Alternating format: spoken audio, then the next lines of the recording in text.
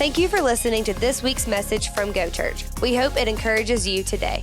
For more information about Go Church, check us out online at letsgo.church. We hope you enjoy today's message. How many of you have ever celebrated any kind of romantic anniversary? Can I see a hand? Any kind of romantic? We actually do have a pretty romantic crowd today. Isn't that sweet? Isn't that good? I, too, have celebrated the anniversaries. Now, when you're young, maybe in high school, you don't celebrate the long ones. Sometimes you celebrate like, it's our first week anniversary, or it's our first month anniversary, or it's the first anniversary of a text message. Married people are like, this is our first anniversary of fighting. I remember that date was our first fight, and we just think about it sometimes and celebrate it. So for Becky and I, of course, you got to talk about wedding anniversaries if you're talking about anniversaries. And my mom and dad just recently on Friday celebrated their 51st wedding anniversary. So happy for them. So if you're watching, mom and dad, love you. Let's give a clap and a little love to Mike and Kay Callaway. 51st wedding anniversary. They are in Branson, Missouri for their anniversary. Nothing says 51 years of love like Branson, Missouri. The beaches are great there. They really are. So they're there. They're having a fun time. Now, for me and for Becky, wedding anniversary, we got married in May 12th. So in about 6 months, May 12th, 2025, we are going to celebrate 25 years of marriage. Please give it up for Becky for having patience with me all these years. Woo! Side question. How many of you know what the traditional gift is for the 25th? It's a gift of never a bad year to go big or diamond. Thanks for that. Appreciate it. Anybody know the traditional gift? Gift of? Yes! You get just enough time to Google it and you found it, and I appreciate it. So that is right. The traditional gift, I just found this out, is silver. So Becky and I, we are at the age and the point in of our relationship where, we really only shop together at one place. It's romantic. It's called Costco. We go there together. So I did figure out a gift that we could buy for each other and split it. This is what we're going to get each other at Costco, those silver coins. Let's get a pack of 20. And we're going to split them, and we'll invest it into the future. Very romantic, right? I'm kidding. I think I'm kidding. I'm kidding. 25th anniversary, we've always wanted to go to Hawaii. How many of you have been lucky enough to go to Hawaii? Can I see a Hawaii hand in the air? I'm jealous. I'm jealous a little bit. We're going to go. We're making plans. We're trying to figure it out. We want to go to Hawaii in May. And so what we're doing is we're evaluating the budget. The budget. We're looking at the money. We're trying to figure out how can we save and have a fun time in Hawaii for 47 days in a row. So we're planning and we're looking at it and we're discovering some things. It's like, all right, we need to make a few changes to start putting aside money. We need to eat out less. That is pretty clear. Eat out less, cook more at home, break out the Traeger, break out the grill, cook up the chicken breast, and cook more at home. We've also discovered, or I have discovered, that Becky needs to change nothing. Nothing! She's already like frugal, and if she buys something for herself, she for some reason gives herself a hard time about it. I'm sorry about something today. I'm like, babe, you can buy a shirt. It's all good. Now for me, we realized I need to go from 10 to 3 hobbies. I have too many, spend too much money on hobbies. Got to trim that down. So we're trying to figure out what we can cut, all right? We're not going to cut giving. Giving is the first thing that we give.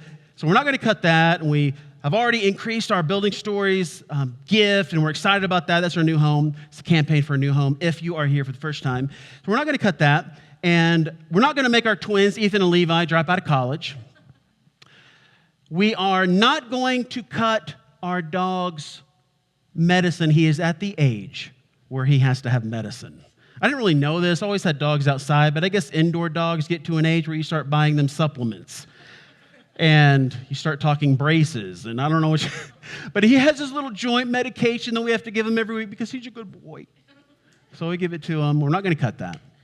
So we're trying to figure out how we're going to generate some more money, save some money. The first thing we're going to do is make sure our daughter, Sydney, gets a full-time job and contributes all the money to the Hawaii Fund. So we're trying to figure this out. But I will promise you this. We will get it figured out. We are going to book the tickets soon. Tickets were not too bad because in Southwest's eyes, I am only a companion. I don't exist.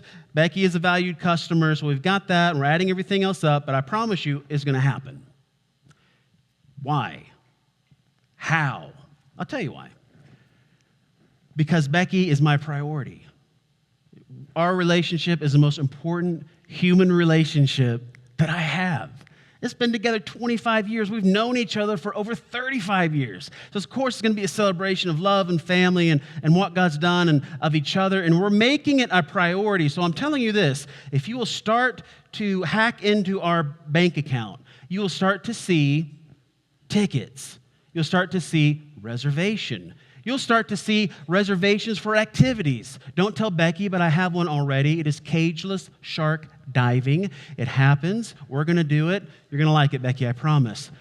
You're going to start seeing money funneled this way. Why? Because it's important to us. It's a priority to spend this time together. It's not about the location. We just want to have time and space to remember all that God's done and be faithful in and through our life. It's a priority for us. So what if that truth doesn't just apply to us? What if it applies to us?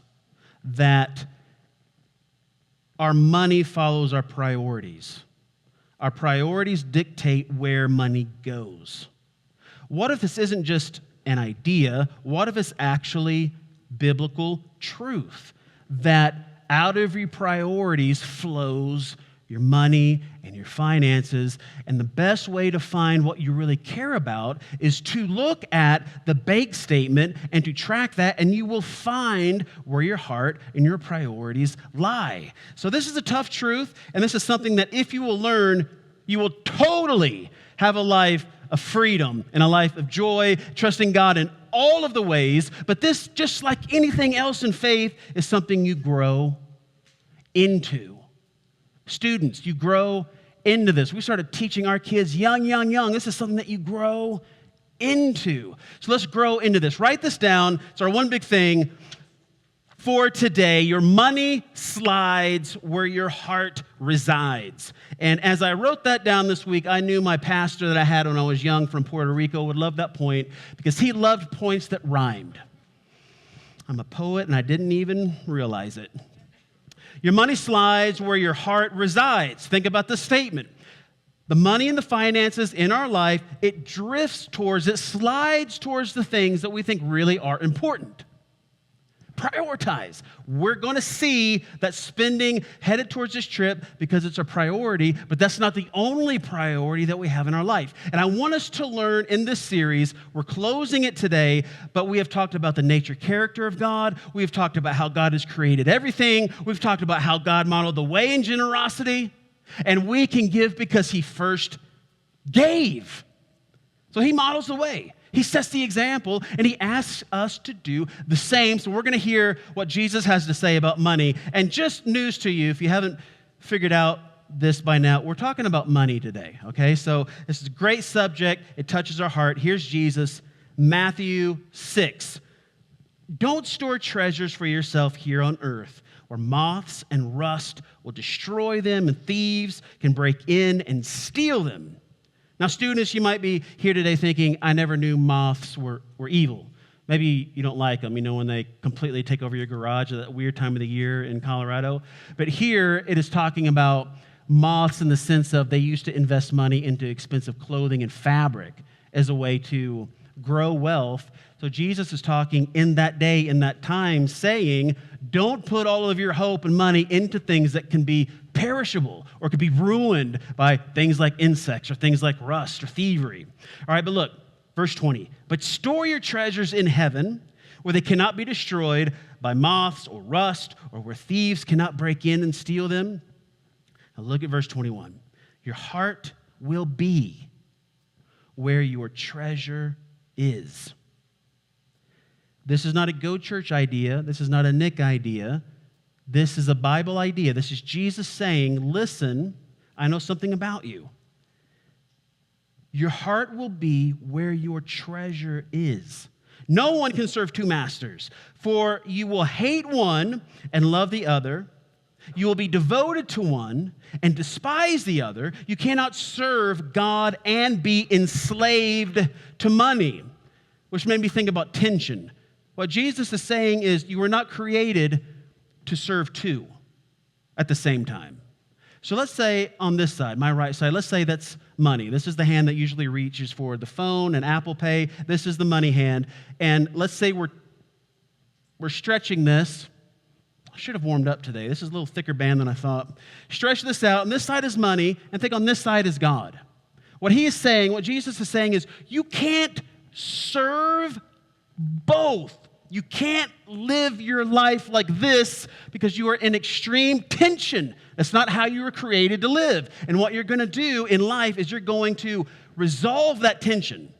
You're going to either drift this way, say, okay, I'm living this life this way, and things are most important, and selfishness is most important, and self is most important, money is most important, or you're going to resolve yourself this way. It indeed is binary. You cannot have both and. It is either or. And Jesus is using money, which I find interesting and a little perplexing. Like Jesus could have said, you cannot serve God and relationships. God and your stomach, God and vanity, God and pride. You cannot serve God and any other thing. But Jesus puts money right here. Why? I think Jesus knows then and now that money and material things and what's involved in that emotionally is a primary competitor for our heart and our allegiance. So this is Jesus' idea. Let's learn from Jesus today. It brings me to one thing that I want you to write down. This is one thing I've learned about giving and generosity. It's not the only thing I've learned, but this is one thing I've learned. Write this down. Growing generosity teaches me to trust God. Growing generosity, not static. Becky and I have been giving and returning 10% to God from everything that He gives to us, our whole marriage life. That's tithing in the Bible is what it means, is 10%. We've done that, but we don't stop there. We don't look and say, generosity is an end point. And now I'm generous. Yay! Generosity isn't an amount. It's a mentality and a lifestyle and an ethos. To be a generous person, you don't do the minimum. You say, God, it's all yours anyway. I'll do whatever you want with whatever you've given me. I think that is the spirit of generosity. And we're talking about trusting God. And we did a series a few months back, and we were talking about faith and trust. And you saw me do something that was hard for me to do. I'll tell you why it was hard for me to do it. Because I don't naturally trust a lot of things easily.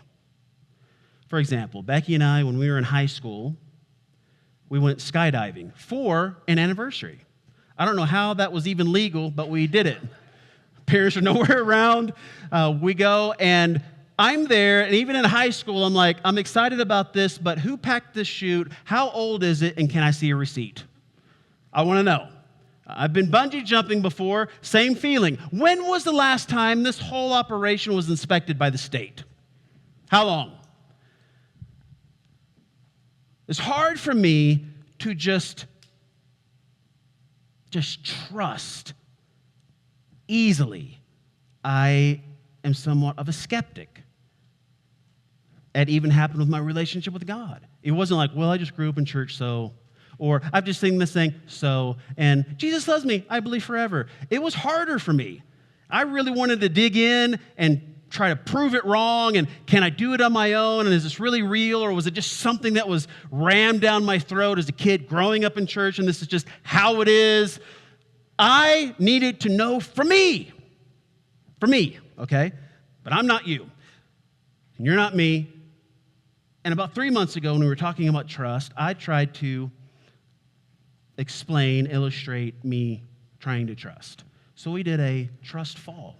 So I got right over here on this subwoofer, and I stood right here, and I don't even think I saw who was going to catch me. I was just standing here, and it was like, some people come catch me.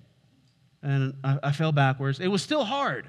I was trying to fall straight back, not like, booty out, kind of back. I was like, flex the glutes, back. So that was me trusting you. I thought it would be fun today, and we did do this, by the way, in the first experience, and it was amazing. If you would trust me. I've already trusted you, will you trust me? So what I'm looking for is someone who has never done a trust fall before, or it's been so long that you can't really remember.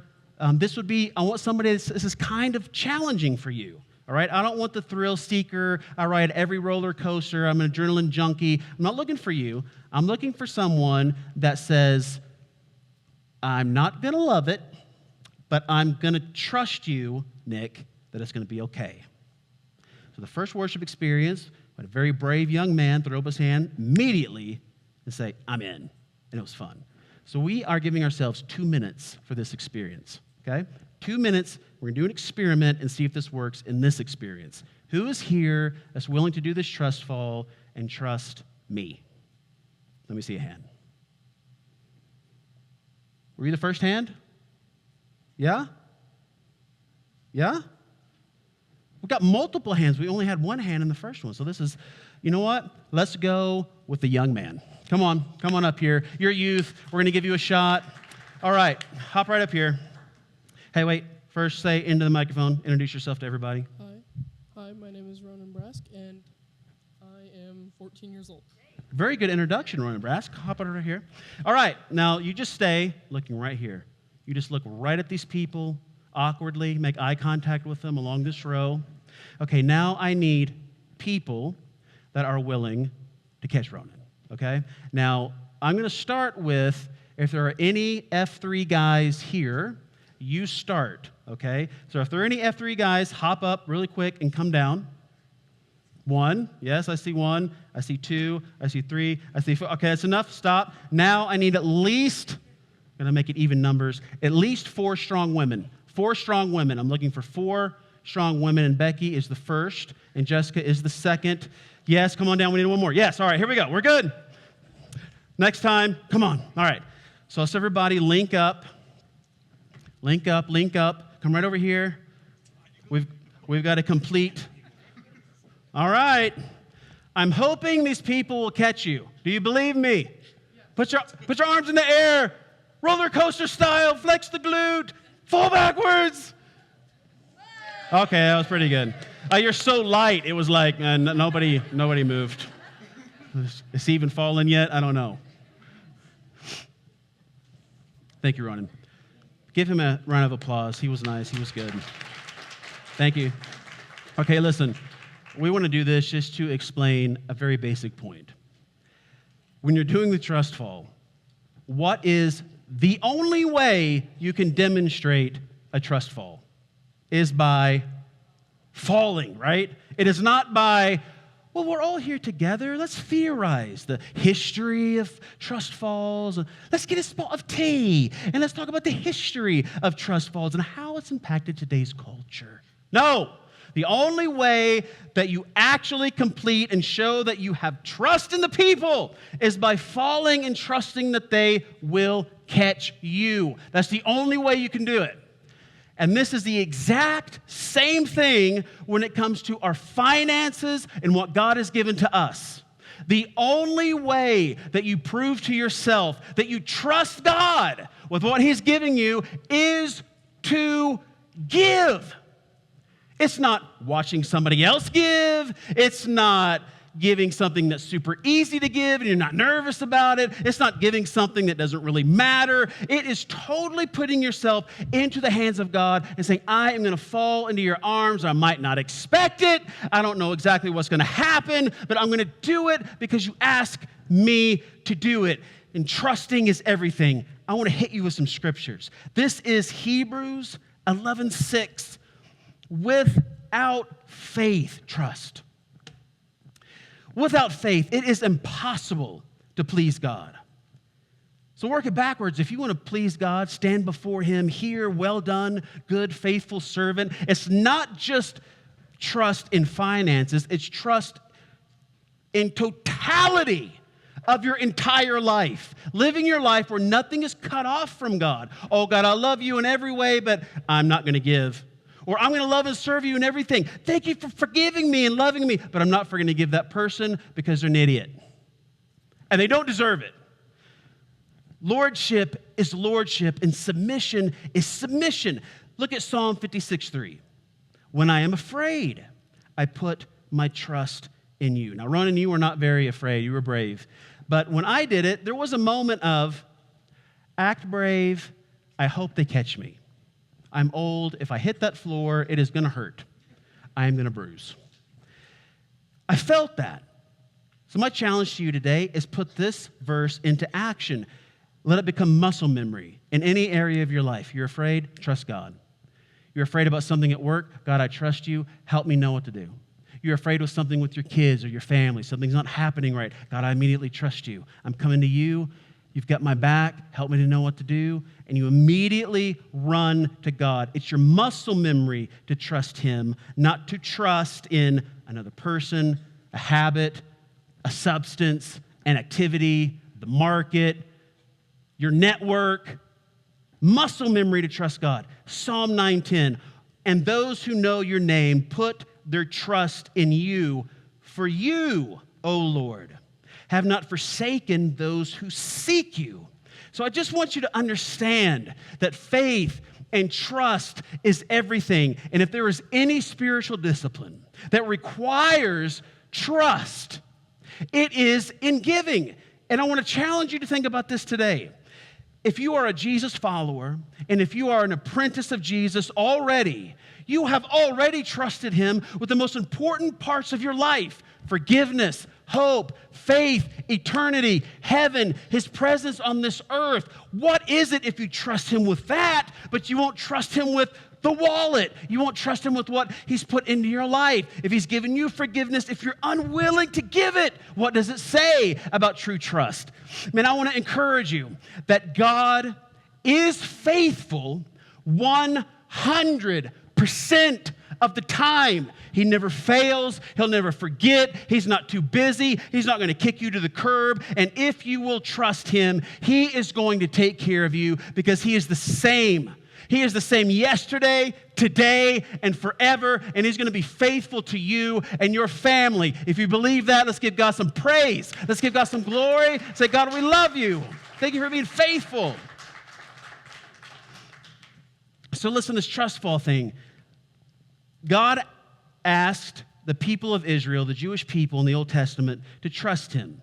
And this is when giving back, returning, the idea of God gives me everything, and he asks me to return in faith and worship. I do, because that's what he teaches me. And I want to be faithful to that. And I don't pick and choose things. If I'm an obedient follower, totally submitted to the lordship of Jesus, I don't pick and choose the parts of the Bible that I like, and I Sharpie out the ones that I don't like or are hard. We don't have that option. So God had already laid down this principle of trusting him with giving back, but the Jewish people, the children of Israel in the book of Malachi, had stopped. And the reason they had stopped is because they had been, at this point in time, blessed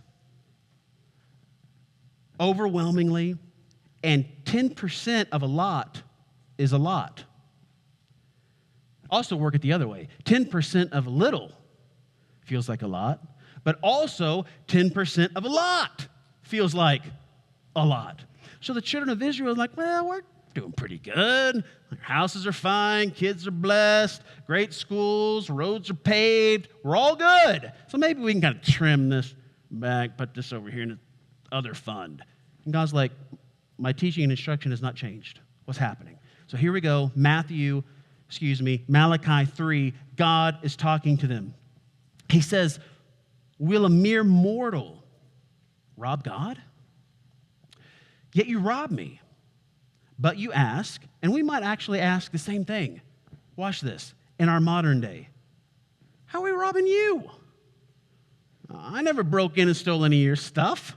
How am I robbing you? They're asking the same question. God says, in tithes, which is returning 10% to him, and offerings, you are under a curse, your whole nation, because you are robbing me. Bring the whole tithe into the storehouse, that there may be food in my house. And then God says this, only in this scripture, in the whole Bible, of God saying basically, I dare you. I dare you. Trust me. Get up there on the subwoofer. It's just God. Fall back. I got you. I double dog dare you. Test me. God says, test me in this, says the Lord Almighty, and see if I will not throw open the floodgates of heaven and pour out so much blessing that there will not be room enough to store it. This taps into our previous weeks, which if you haven't listened to the Word of God in those weeks, go back and watch this whole series beginning to end. After this one, there'll be 3 parts up there. We talked about the nature of God, the character of God, how God is a giver. He models the way, how God created everything. We raised the question of, well, when have I ever robbed God? What do you mean that some of this or some of me is connected to some of that? And so we raised the question of, well, did you create yourself? Did you sit down and have a meeting with yourself thousands of years ago and design yourself? Put that IQ in you, put those skills in you, put those abilities in you, put you on a planet that's tilted just right, just far enough away from the sun where you don't burn or freeze. The opportunities, the things you couldn't control. Sure, maybe you've worked hard, and sure, maybe just in a fleshy mentality, you might think, God has never given me anything. I was the one who did 100-hour weeks in my residency. I was the one who did this and did that and did this and did that. And you raise the question, well, where did you even get that time to work? Where did you even get that mind or that body to do these kinds of things? The premise is God has created it all. We're sitting here because God is a good God. You have a body that works enough for you to be here in this room, God is a good God. You have strengths and abilities and IQ and capacity because God is a good God. And the Bible says every good and perfect gift comes down from him. So when God is saying, I want you to return, and the people are saying, when did I rob you? God is trying to teach and remind all of us, I own all of it. It's already mine. And I've given you a portion, so how you manage that portion says everything about what you believe about God. Is stewardship. Doing the maximum that you can to leverage every good gift that God has given you. And this is like Hawaii. Priorities. Make your first love your first giving. Like the word teaches. He's our first love. That's my first giving, man. I'm returning that first. Boom. Make a budget and get practical. So we're making a budget. We're working this for Hawaii, man. We're going to work it out. We're going to go and we're going to do this. It's a priority. So our money goes towards that. Work it backwards. Follow the money. Discover our priority. If you look in our bank account, you'll see that we prioritize God and generosity. I want you to think about planning like this. A budget is a love note written in numbers. That's what it is. That's pretty good. Write that down. Budgeting is a love note written in numbers. The best biblical givers are the ones who plan for it, who make it a priority, who roll it into their existence. It's not just off of an emotion. It's not just random. It's not just when I show up. It is, as a family, this is the most important thing that we do with our money first. And I'm telling you, if you will learn how to do that, it blows wide open just the blessing and the obedience and God's economy. And when you give, you get what God can do. And when we're stingy, we get what we can do. I'll take the first one. So what are we going to do about this? I want to challenge you. Every year, at the end of the year, we have a challenge. And I'm excited about this challenge because it connects to our kids and us and our community and the home that we are building, the house that we are building. So how can we get practical about this? I am asking you to bring to God this question: God, what do you want me to do with generosity towards this project? This is a project, okay? This is new giving. This is a new priority. This is a new move from you, not something that's just relabeled. And it's this. Here's our one big action. Write this down. I will turn our house into a home. I don't know if you've ever had the feeling of going into a new apartment or a new house, and if you go in there and it's just bare, or even if you go in and you're thinking about buying someplace and it's not staged or anything, it's just bare, it's depressing. It's like, well, I mean, this is a great place and all, but this feels very weird and sad, right? You don't want to go in and be like a bachelor style, there's a 100-inch TV and one folding chair. It's bachelor man style. So here's what we're doing in turning our house into a home. Here's one component. One component of that, furnishing our house, is what you're actually sitting on. So yes, we're using everything we can use that we already own, and we're going to reuse that, repurpose it. These will be in our multi-purpose room, maybe for youth things and auxiliary things, but we need new chairs for the auditorium, all right? So we are going to buy 400 chairs. Bring a friend to Easter. It's going to be amazing. We're going to buy 400 chairs, and we're doing the math for this, and the math turned out to be about $20,000, which is what we expected. But have you ever budgeted something out? You know what the numbers are, but when the bills come due, you're like, ooh, that feels like a lot based on everything happening, right? It's like, oh, it feels like a lot. Even though I knew it was coming, it's still a lot. And this is how that felt. It's like, man, it's a lot. We kind of need to do it soon. And what are we going to do? And so we're kind of thinking about this. And so we decided to take a break. And Becky just goes and checks the mail, comes back in the mail, open up the envelope, check for $20,000. That is an opportunity to clap. Applause for God, sign on. All of that to say, if you will do your part, if I will do my part, God will do his part. God knows. God knows. And he knows about your life too. He knows everything that's happening with you, all of your needs, everything about you he knows. So here's what we're going to do. Our original budget, $70,000 for furnishings, okay? So furnishings, like you see some of this, these are just concepts for lobby area and things that we're thinking about. We want it to be warm, want it to be inviting. Don't want it to be gold-plated in expense numbers, okay? So we're trying to create a vibe. In our kids area, these areas are one of the ones that I want to concentrate on. And I don't want to just do this. I want to do this and higher, where a parent brings, man, a baby into the nursery, and it's like, whoa, this is awesome. This is thought through. The cribs and the changing tables and the comfy rockers and all the cutest of the comfy blankies and all the things are there that says we love kids, we love next generation, because we do. And then that thing stretches out over every single Go Kid experience in our new building, not down the sidewalk, in the new building. And then that's just a part of it. If you think about, okay, there's more things that are needed in the auditorium and all this lobby stuff and all the Go Kids stuff and then multi-purpose room and furniture and tables and things for events. And then you think about offices and desks and chairs and all the things. And you think about desks for technology and conference rooms. And then you think about kitchen. That's where the money goes, right? You're like, okay, I got to have an ice maker for all of our Go Kids events. We got to have a couple of fridges, 2 new coffee makers, dishwasher. You start adding all of this up, and it gets legit in number. But I want to encourage you today that we're going to not only meet that number, we're going to exceed it. So here's my end of the year challenge to us this year. This is the code that is going to take you to a portal to give. It's not going to immediately suck money out of your account or anything like that. So just scan this, and I want you to go and see something on this page. So get your phone, scan this, and then if you've given before, you've seen it on the top. But I want you to scroll down towards the bottom of that page and look at the funds.